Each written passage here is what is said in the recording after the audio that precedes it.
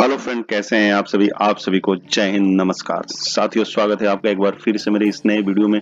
दोस्तों, आज हम बात करने वाले हैं Bihar staff selection commission BSSC के द्वारा एक नोटिफिकेशन जारी किया गया है। ये नोटिफिकेशन बीएसएससी की ऑफिशियल पोर्टल से जारी हुआ है। जैसा सारा नोटिफिकेशन जो जारी होता है, हम वहां चल के देखेंगे, उस नोटिफिकेशन को डिटेल पूर्वक समझेंगे कि वो नोटिफिकेशन की क्या डिटेल रहने वाली है। तो मैं आपको उस नोटिफिकेशन पे चलने से पहले एक चीज बताना चाहूंगा। ये इंटर लेवल की जॉब है और सारा जो जॉब है क्लर्कियल जॉब के लिए वैकेंसी निकाली गई और ये काफी 2023 की कुछ वैकेंसी थी और कुछ नई वैकेंसी को मिला करके टोटल अगर वैकेंसी की बात करें हम, तो टोटल वैकेंसी इसके अंदर 23,175 वैकेंसी है जो निकाली गई है। तो सारा कुछ हम उस ऑफिशियल नोटिफिकेशन पे चल के देखेंगे और पूरा डिटेल पूर्वक इसमें समझेंगे। और इसमें जनरल कैटेगरी के अलावा एक सर्विसमैन के लिए भी इसमें एज का छूट दिया गया है, वो हम उस नोटिफिकेशन के ऊपर चल के देखेंगे। और इस वीडियो में हम इम्पोर्टेंट डेट, एप्लीकेशन फी, उसके बाद एज लिमिट किस हिसाब से कैटेगरी वाइज उसके अंदर बताई गई है, और टोटल पोस्ट के बारे में बात करेंगे। टोटल पोस्ट जो कैटेगरी वाइज कितनी कितनी किस किस की पोस्ट की वैकेंसी है। और जो पिछला 2023 का नोटिफिकेशन आया था, उसमें बहुत सारे जो स्टूडेंट हैं उन्होंने फॉर्म फिल किया हुआ है ऑलरेडी, तो उनके लिए क्या उसके अंदर बताया गया है, तो ये सारी चीज हम देखने वाले हैं। उसके बाद जैसा कि इंटर लेवल बताया, तो एजुकेशन क्वालिफिकेशन यही है, और इसके साथ क्या चीज आपको करना है और मोड ऑफ सिलेक्शन किस प्रकार से रहने वाला है, ये सारी चीजें हम इस वीडियो के माध्यम से उस बीएसएससी के ऑफिशियल पोर्टल पे जाकर के उस नोटिफिकेशन को ओपन करके ये सारा चीज हम देखने वाले हैं। साथियों, अगर आप मेरे चैनल पर नए हैं, चैनल को अब तक सब्सक्राइब नहीं किया है, तो चैनल को सब्सक्राइब कर लें, क्योंकि ऐसे ही गवर्नमेंट जॉब और प्राइवेट जॉब रिलेटेड वीडियो लेके मैं टाइम टू टाइम आता रहता हूँ। तो सब्सक्राइब का बटन दबाएं, बेल आइकन को प्रेस करें, ऑल का बटन दबाएं, ताकि सारी लेटेस्ट जानकारी आप तक सबसे पहले पहुंचे। तो चलिए शुरू करते हैं उस वीडियो को। साथियों, जैसा आप स्क्रीन पे देख रहे हैं, ये Bihar staff selection commission, Bihar कर्मचारी चयन आयोग की तरफ से निकाला गया और नोटिफिकेशन है। नोटिफिकेशन संख्या जो इसकी विज्ञापन संख्या है 02/23A। ए करके इसलिए लिखा हुआ कि जैसे मैंने पहले बताया था कि ये जो वैकेंसी है ऑलरेडी 2023 की वैकेंसी है, 23 में निकाली गई थी और फॉर्म भी फिल कराए गए थे। तो उस टाइम से लेकर के अभी तक इसका स्थगित था ये चीज। तो अब क्या किया गया है, उसी फॉर्म को फिर से रीओपन कर दिया गया है। इसलिए ये जो है एडवर्टाइजमेंट नंबर 02/23, ये जो है इसका सीरियल नंबर होता है, और जो 23 है यानी 2023 की वैकेंसी को फिर से रीओपन कर दिया गया है, उसमें और वैकेंसी ऐड करके। तो सबसे पहले ऑनलाइन जो इसका रजिस्ट्रेशन है, ऑनलाइन फॉर्म फिल आपका 15 अक्टूबर से शुरू हो रहा है और लास्ट डेट इसमें 25 नवंबर तक रखी गई है। तो इस चीज का आप खास ध्यान रखें। जो फॉर्म फिल है 15 अक्टूबर से शुरू हो जाएंगे और लास्ट डेट इसमें 25 नवंबर तक रखा गया है। जैसे मैं बता रहा था, विज्ञप्ति संख्या 02/23 ये ऑलरेडी प्रकाशित हो चुका था और इसके ऑनलाइन जो थे फॉर्म फिल किए भी गए थे। तो जो कैंडिडेट उस टाइम अगर फॉर्म फिल किए हैं इस जॉब के लिए, तो उनको फिर दोबारा फॉर्म फिल करने की जरूरत नहीं है। ये चीज यहाँ क्लियर कर दिया गया है। तो आप जब नोटिफिकेशन को एक बार जरूर रीड कर लीजिएगा। पूरा नोटिफिकेशन हिंदी लैंग्वेज में है, तो कोई परेशानी नहीं होगी। और जैसे मैं आपको बताना चाहूंगा, वैसे अभ्यर्थी जिन्होंने विज्ञप्ति संख्या 02/23 के अंतर्गत अंतिम रूप से ऑनलाइन आवेदन समर्पित किए हैं, उन्हें विज्ञप्ति संख्या 02/23A हेतु पुनः आवेदन समर्पित करने की आवश्यकता नहीं है। तो ये चीज क्लियर कर दिया गया है कि जिन्होंने अगर फॉर्म फिल कर रखा है ऑलरेडी पहले, तो फिर आपको दोबारा फॉर्म फिल करने की जरूरत नहीं है। उसके बाद नेक्स्ट हम इसमें देख ले, जैसे टोटल वैकेंसी की बात कर रहा था मैं। टोटल वैकेंसी इसके अंदर 23,175 है। 10,976 वैकेंसी फिलहाल अभी निकाली गई है और उस टाइम 12,000 के आसपास कुछ वैकेंसी थी। तो दोनों वैकेंसी मिलाकर के पिछले साल की वैकेंसी, 2023 की वैकेंसी और न्यू वैकेंसी करके एक साथ 23,175 वैकेंसी निकाली गई है। आप यहाँ पे देख सकते हैं, ये पूरा डिटेल है। फर्स्ट में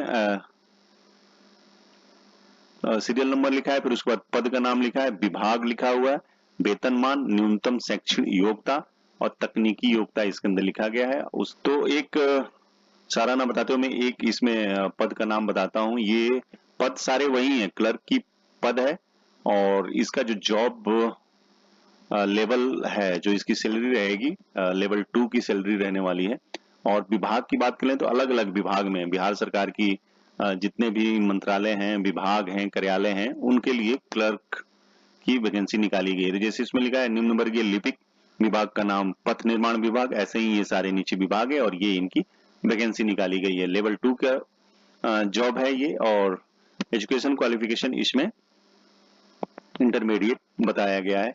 इसमें ये बताया गया कि कंप्यूटर की नॉलेज होनी चाहिए और आपका जो टाइपिंग टेस्ट भी इसमें होगा। जाहिर सी बात है कि जो क्लर्कियल पोस्ट के लिए जॉब निकाला गया है तो उसमें कंप्यूटर का एग्जाम होगा।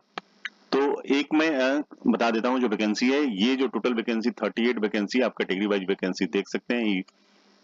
उसके नीचे जो बिहार गवर्नमेंट के किसी भी जॉब में महिलाओं के लिए 35% का आरक्षण दिया गया है, तो आप ये स्क्रीन पे देख सकते हैं। इसी 38 के अंदर ही ये जो महिलाओं के लिए फीमेल कैटेगरी के लिए वैकेंसी है। तो बाकी इसमें स्वतंत्रता सेनानी के जो डिपेंडेंट हैं ये उनके लिए है और बाकी पीडब्ल्यूडी कैंडिडेट है वो आप देख सकते हैं। तो बाकी इसमें ज्यादा ना देखते हुए लास्ट में इसको हम एक बार टोटल वैकेंसी वहां पे जाकर समझ लेते हैं, क्योंकि ये पूरा आप एक बार जरूर इस नोटिफिकेशन को अच्छी तरीके से देख लीजिएगा। तो टोटल वैकेंसी जैसा मैं आपको बताना चाहूंगा, जब आप फॉर्म फिल करेंगे तो इसमें कहीं आपको विभाग या कोई जॉब लोकेशन वगैरह ये चीज उस फॉर्म में जब अप्लाई करेंगे तो कहीं ऑप्शन नहीं है। आपका एग्जाम होने के बाद, सिलेक्शन होने के बाद भी आपके किस विभाग में आपका जॉब लगने वाला है वो एग्जाम के बाद ही आपको पता चलेगा। ये सिर्फ इस वैकेंसी को समझाने के लिए ये पूरा डिटेल लिखा गया है कि कहाँ के लिए वैकेंसी मांगी गई है बीएसएससी के द्वारा, किस किस मंत्रालय, किस किस विभाग, किस किस कार्यालय के लिए, इसलिए ये सारा डिटेल पूर्वक लिखा हुआ है। तो टोटल वैकेंसी 23,175 वैकेंसी है। इसी वैकेंसी के अंदर जो महिलाओं के लिए है, आप देख सकते हैं स्क्रीन पर 7,394 वैकेंसी जो है महिलाओं के लिए आरक्षित है। फिर जो भी कैटेगरी वाइज आप अपनी वैकेंसी यहाँ पे देख सकते हैं, जैसे जनरल कैटेगरी के लिए 10,142 है, फिर ऐसे ही करके पूरे कैटेगरी वाइज वैकेंसी है। और ये महिलाओं के लिए ये स्वतंत्रता सेनानी की जैसे ऑलरेडी उसमें लिखा हुआ है कि जो उनके डिपेंडेंट हैं उनके लिए 470 है। बाकी यहाँ पे ये डिटेल पीडब्ल्यूडी कैंडिडेट के लिए लिखा हुआ है। इसमें ये लिखा हुआ है राज्य के मूल निवासी बेंचमार्क जो पीडब्ल्यूडी कैंडिडेट है उनको आरक्षण के अनुमान है, उनको आरक्षण मिलेगा बशर्ते कि वो मूल रूप से बिहार के नागरिक होने चाहिए। और राज्य के मूल निवासी महिलाओं अभ्यर्थियों के लिए 35% जैसे ऑलरेडी उसमें लिखा हुआ है, अलग से उसमें वैकेंसी निकाली गई है। तो महिलाओं के लिए 35% का आरक्षण हर एक जॉब में, बिहार गवर्नमेंट जॉब में, हर एक जॉब में महिलाओं के लिए दिया गया है। अब बात कर लेते हैं इसमें शैक्षणिक योग्यता, जो एजुकेशन क्वालिफिकेशन है। इसमें यह बताया गया है कि आपका जो एजुकेशन क्वालिफिकेशन 10+2 यानी इंटरमीडिएट आपका होना चाहिए। अगर इंटरमीडिएट आपका कंप्लीट नहीं है, जो इसकी लास्ट डेट है 25 नवंबर, उससे पहले पहले अगर आपका क्लियर हो रहा है या उस दिन तक भी आपका रिजल्ट इंटरमीडिएट का हो रहा है तो आप फॉर्म फिल कर सकते हैं, बशर्ते आप फॉर्म फिल नहीं कर सकते हैं। आरक्षण के लिए जैसे बता दिया मैंने इसमें कि जो भी आरक्षण जिस श्रेणी से लेता है उसका सर्टिफिकेट आपके पास होना चाहिए। और ऑनलाइन आवेदन पत्र में अंकित कॉलम को आरक्षण का दावा नहीं करने वाले अभ्यर्थी को आरक्षण का लाभ नहीं मिलेगा। जब आप फॉर्म फिल करेंगे तो जरूर अपना जो भी कास्ट है, अगर आप आरक्षण लेना चाहते हैं तो उसके अंदर जब तक आप फॉर्म में दिखाएंगे नहीं, आप गलती से अगर किसी और कैटेगरी में भर देते हैं और आप बाद में सोचेंगे कि आपको आरक्षण मिलना चाहिए, तो इसमें क्लियर लिख दिया गया है फॉर्म भरते टाइम आपको ध्यान देना है। जब तक आप उस फॉर्म फिल में नहीं करेंगे आरक्षण का, तब तक आपको इसका लाभ नहीं मिलेगा आरक्षण का। और जो भी आरक्षण लेते हैं तो जाति प्रमाण पत्र और फिर जो डोमिसाइल सर्टिफिकेट आपके पास होना चाहिए। नेक्स्ट इसमें बात कर लेते, अब इसमें बात करते हैं एज लिमिट की। एज लिमिट कैटेगरी वाइज यहाँ पे दिया गया है। इसमें यह बताया गया है कि जो एज लिमिट है मिनिमम आयु 18 साल होनी चाहिए। और जो आप ये देख सकते हैं कैटेगरी वाइज जो आरक्षित यानी जनरल कैटेगरी के 18 से 27 वर्ष, और पिछड़ा वर्ग अत्यंत पिछड़ा वर्ग SC ST के जो कैंडिडेट हैं उनको 18 से 40 वर्ष। महिलाएं हैं जनरल कैटेगरी की, उनकी 40 वर्ष है। अनुसूचित जाति एवं अनुसूचित जनजाति पुरुष एवं महिलाएं 42 वर्ष। सभी कोटि के दिव्यांग जो PWD कैंडिडेट है उनको 10 साल की छूट दी जाएगी। बाकी इसमें विशेष कुछ अगर है तो वो देख लेते आगे। इसमें एक सर्विसमैन के लिए बताना चाहूंगा, एक सर्विसमैन की इसमें जो गवर्नमेंट की एज लिमिट की पॉलिसी है उसी हिसाब से इसमें बताया गया है।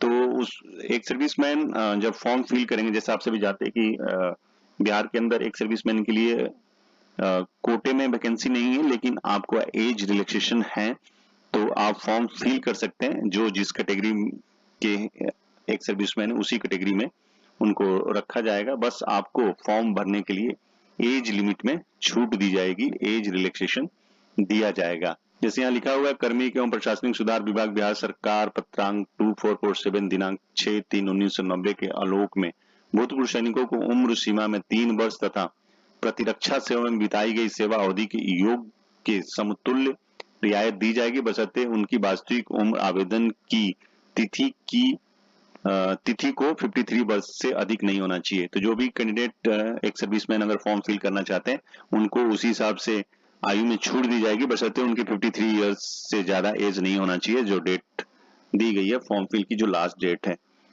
जो भी एक सर्विसमैन अगर क्लर्क ट्रेड के हैं या फिर अगर इस क्लर्क जॉब के लिए फॉर्म फिल करना चाहते हैं तो फॉर्म फिल कर सकते हैं। एज का इसमें रिलैक्सेशन दिया गया है। अब बात कर लेते हैं जो परीक्षा शुल्क की बात कर लेते हैं। इसमें सभी के लिए ये बताया गया है कि जो परीक्षा शुल्क है 100 रुपीज का शुल्क रखा गया है। कोई किसी भी कैटेगरी का है तो सबको जो है ये परीक्षा शुल्क 100 रुपीज देना है।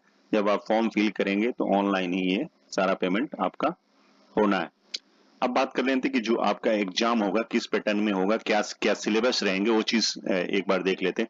जो आपकी प्रारंभिक परीक्षा होगी यानी कि जो आपके प्री एग्जामिनेशन होंगे उसमें समान अध्ययन, समान विज्ञान एवं गणित और मानसिक क्षमता की जांच होगी, जिसमें आप देख सकते हैं ये सारा चीज लिखा हुआ है। मेंटल एबिलिटी है, रीजनिंग है, लॉजिक है, कंप्रीहेंशन है, ये सारी चीज आपसे पूछी जाएगी। इसमें एक चीज और भी बताया गया है कि बिहार कर्मचारी चयन आयोग परीक्षा संचालन नियमावली 2010 के आलोक में 40,000 से अधिक आवेदन प्राप्त होने पर प्रारंभिक परीक्षा आयोजित की जाएगी। अधिक आवेदन प्राप्त होने पर प्रारंभिक परीक्षा 1 से अधिक चरणों में आयोजित की जाएगी। विभिन्न चरणों में परीक्षा आयोजित किए जाने की स्थिति में परीक्षा परिणाम सामान्यीकरण की प्रक्रिया अपनाते हुए तैयार की जाएगी। तो ये चीज इसके अंदर बताया गया कि अगर 40,000 से ज्यादा फॉर्म आते हैं तो परीक्षा कई चरणों में कराई जाएगी। एक चीज मैंने देखा है कि एक BPSC Bihar public service commission की तरफ से एक नोटिफिकेशन निकाला गया था, अभी अभी एग्जाम हुआ है। उसमें इसी प्रकार से उस नोटिफिकेशन में भी लिखा हुआ था, तो उसका प्री एग्जाम होना था। लेकिन BPSC के द्वारा नोटिफिकेशन जारी कर दिया जाता है कि उसका जो प्री एग्जाम ना हो करके डायरेक्ट उसका मेन एग्जाम जो मेंस है उसका एग्जाम अभी अभी कंडक्ट BPSC ने कराया है। तो इसके लिए भी कुछ बोला नहीं जा सकता है कि क्या आपको प्री एग्जाम देना है या मेंस एग्जाम देना है। तो अभी तक तो इसमें प्री के लिए बताया गया, जो प्री जिनका निकल जाएगा फिर मेंस, फिर बाकी आपका डॉक्यूमेंट वेरिफिकेशन वगैरह, फिर आपका सिलेक्शन होगा। तो ये सारी चीजें हैं। उसके बाद इसमें ये बताया गया है जो सिलेबस ऑलरेडी मैंने आपको बता दिया कि क्या क्या चीज आने वाला है। अब इसमें ये बताया गया कि जो आपका क्वालिफाइंग मार्क्स है, आप देख सकते हैं जो सामान्य वर्ग जनरल कैटेगरी के हैं, सामान्य वर्ग के जो कैंडिडेट हैं जनरल कैटेगरी के, उनको 40% का जो है मार्क्स आपको लेकर के आना पड़ेगा। और जो पिछड़ा वर्ग है 36.5%, उसके बाद अति पिछड़ा वर्ग 34%, अनुसूचित जाति जनजाति 32%, महिलाएं सभी वर्ग की 32% और दिव्यांग जो है 32%। तो ये है आपको क्वालिफाइंग जो है परसेंटेज है, आपको उस हिसाब से लाना पड़ेगा। जैसे ऑलरेडी मैंने आपको बता दिया कि ऑनलाइन जो आवेदन करने की तिथि है 15 अक्टूबर से शुरू हो रहा है और लास्ट डेट आपकी 25 नवंबर इसके अंदर बताई गई है। बाकी आप ये देख सकते हैं आपके डॉक्यूमेंट क्या क्या लगने वाले हैं, उस हिसाब से आपने एक बार इसको रीड करने के बाद आपने इस फॉर्म को फिल करना है। और क्या चीज है मैं एक बार इसमें और देख लेता हूँ। ऑलरेडी बता दिया एक सर्विसमैन एज की छूट दी गई है तो भी फॉर्म फिल कर सकते हैं, बशर्ते उनको उसमें कोई आरक्षण नहीं है। जो एक सर्विसमैन जिस कैटेगरी के हैं वो फॉर्म फिल कर सकते हैं।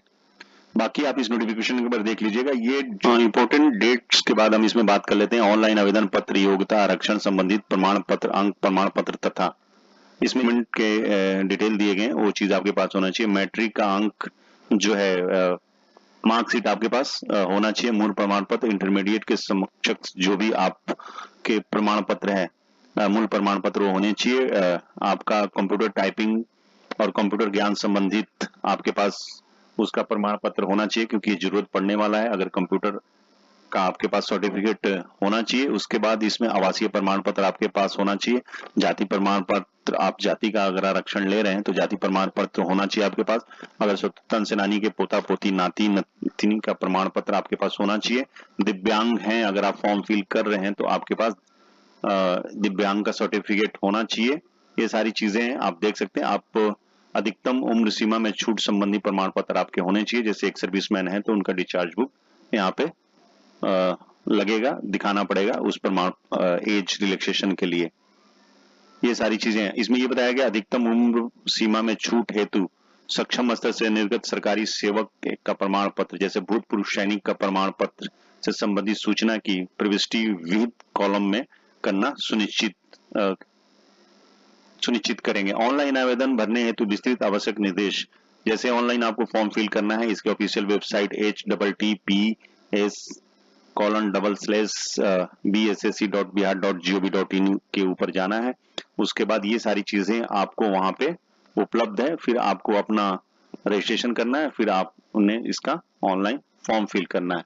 अब इसमें बताया कि जब आप फॉर्म फिल करते हैं अगर आप कोई त्रुटि करते हैं तो इसका जिम्मेवार आयोग नहीं होगा, वो खुद इंडिविजुअल होगा। गलत जानकारी आप देते हैं। इसमें ये बताया गया ऑनलाइन आवेदन की प्रविष्टि में किसी प्रकार के सुधार परिवर्तन हेतु अभ्यावेदन पर विचार नहीं किया जाएगा। अगर आप गलत फॉर्म फिल वगैरह कर देते हैं तो उसके बाद आपके चेंजमेंट वगैरह के लिए किसी प्रकार का विचार नहीं किया जाएगा। जैसे अभ्यर्थी का नाम, माता का नाम, पिता का नाम, जन्म तिथि, मैट्रिक या समकक्ष के प्रमाण पत्र, अंक यानी जो आपके उसी के अनुसार होना चाहिए। जब आप फॉर्म फिल करते हैं तो जो आपके मैट्रिक के मार्कशीट है, मैट्रिक के डॉक्यूमेंट, उसी हिसाब से आपने ये सारी डिटेल डालनी है।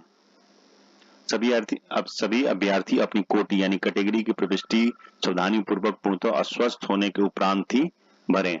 जो भी उम्मीदवार अगर फॉर्म फिल करते हैं तो जो अपनी कैटेगरी है तो उसको अपना ध्यान रखते हुए ही भरना है और उसके डॉक्यूमेंट आपके पास होनी चाहिए। उसके बाद अभ्यर्थी ऑनलाइन आवेदन करते समय अपना स्पष्ट यानी अच्छी लाइव फोटो वेब कैम के माध्यम से खींचकर अपलोड करना सुनिश्चित।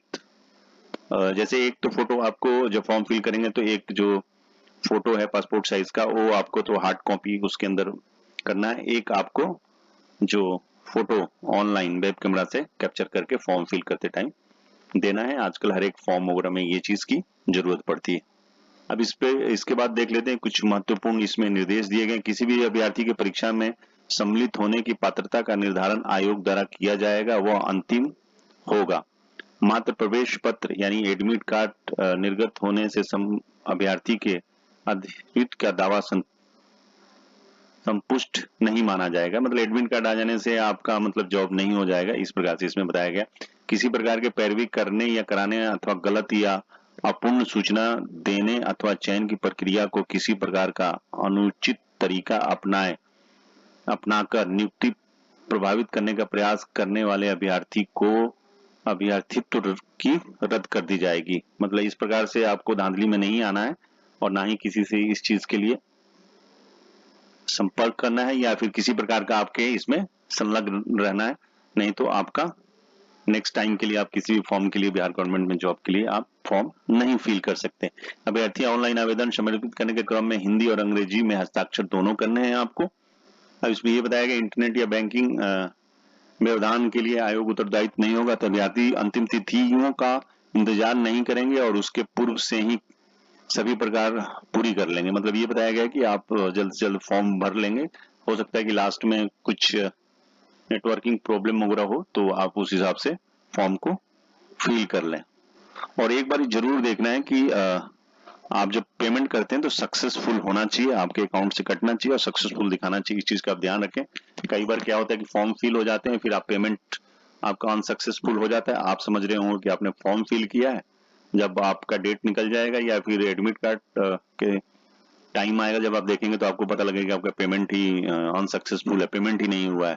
तो आपका फॉर्म उस टाइम अगर पेमेंट नहीं हुआ तो रिजेक्ट हो जाएगा। तो आप एक बार जरूर इसको चेक कर लीजिए। अब इसमें ये बताया गया है कि अभ्यर्थी आवेदन पत्र सबमिट करने से पूर्व प्रीव्यू देकर संतुष्ट कर लें एवं यदि कोई सुधार आवश्यक है तो एडिट ऑप्शन का उपयोग कर आवश्यक सुधार करने के उपरांत ही आवेदन पत्र को सबमिट करें। तो जब आप फॉर्म फिल करते हैं तो एक बार अच्छी तरीके से उसको पढ़ लेना कि जो भी जानकारी आपने फीड की है वो सही है कि नहीं। अगर कोई प्रॉब्लम है तो उसके एडिट ऑप्शन में जाकर के आपने उसको क्लिक करके फिर से अपडेट करना है, तब जाके आपको सबमिट करना है।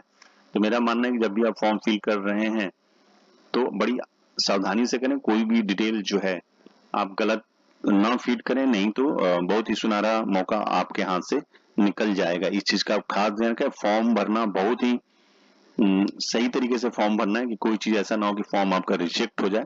तो क्योंकि ये ऐसा मौका बार बार आपको नहीं मिलेगा और ऐसी इतनी वैकेंसी आपको हाथ से निकल जाएगी, तो इसलिए आप फॉर्म को बड़ी सावधानी से भरें। अभ्यर्थी अपना application form number, registration number, roll number को सुरक्षित रखें। अभ्यर्थी पूर्ण रूप से भरे हुए आवेदन पत्र फोटो सहित की प्रति अपने पास सुरक्षित रखें। जब आप फॉर्म फिल वगैरह कर लेते हैं तो आपके पास रजिस्ट्रेशन नंबर और रोल नंबर वगैरह ये चीज आपके पास होने चाहिए। ऑलरेडी आप जब फॉर्म फिल करेंगे तो जो मोबाइल नंबर और आपका ईमेल आईडी होगा उसमें रजिस्ट्रेशन नंबर वगैरह आ जाते हैं। नेक्स्ट इसमें और क्या खास है एक बार देख लेते हैं। बाकी जब आपका परीक्षा जिस टाइम होगा, एग्जाम वगैरह होंगे, उस टाइम आपका बायोमेट्रिक, थंब इंप्रेशन वगैरह ये होंगे। तो ये तो लास्ट की बात है। फिर उसके बाद ये बताया गया है कि वैसे अभ्यर्थी परीक्षा में सम्मिलित होने के हकदार नहीं होंगे जिन्होंने संघ लोक सेवा आयोग, किसी राज्य लोक सेवा आयोग, अन्य चयन आयोग द्वारा निर्दिष्ट अवधि तक कदाचार के मामलों में परीक्षा से वंचित कर दिए जाने के आदेश पारित किया गया हो। तो ये चीज है, ये नोटिफिकेशन में होते हैं कि ये बताया गया है कि अगर कोई कदाचार में सम्मिलित है और उसको उस विभाग द्वारा अगर एग्जाम के लिए मना कर दिया गया है तो वो एग्जाम के हकदार नहीं होंगे। लास्ट में हम ये देख लेते हैं कि अब मुख्य परीक्षा के पश्चात उत्तीर्ण उम्मीदवारों को टटंग कंप्यूटर जांच में सम्मिलित होना होगा। जो आपका टाइपिंग टेस्ट है, कंप्यूटर जांच संबंध में लिखित परीक्षा के उपरांत विस्तृत सूचना दी जाएगी। तो ये तो बात की बात है। जो आपका स्किल टेस्ट है प्री मेंस, फिर उसके बाद आपका स्किल टेस्ट। बाकी जब आप फॉर्म फिल करेंगे तो ये आपको उसमें डिक्लेरेशन देना पड़ता है। तो ये चीज है। बाकी तो ये थी सारी जानकारी। अगर ये इसमें कुछ रह गया है तो एक बार आप नोटिफिकेशन को जरूर पढ़ लीजिएगा। इस नोटिफिकेशन का लिंक मैं अपने टेलीग्राम चैनल में दे दूंगा, तो आप वहां से जरूर इसको पढ़ लीजिएगा। तो ये थी पूरी जानकारी इस नोटिफिकेशन की। और एक बार फिर से मैं आपको रिपीट करना चाहूंगा, इसका ऑनलाइन जो है 15 अक्टूबर से शुरू हो रहा है और लास्ट डेट इसमें 27 नवंबर रखा गया है। और आपको पेमेंट है 25 नवंबर तक पेमेंट, एप्लीकेशन फी वगैरह आप कर सकते हैं। तो इस वीडियो में बस इतना ही। अगर ये वीडियो आपको अच्छी लगी तो लाइक और शेयर जरूर करें। वीडियो में लास्ट तक बने रहने के लिए आपका बहुत बहुत धन्यवाद। Thank you. जय हिंद।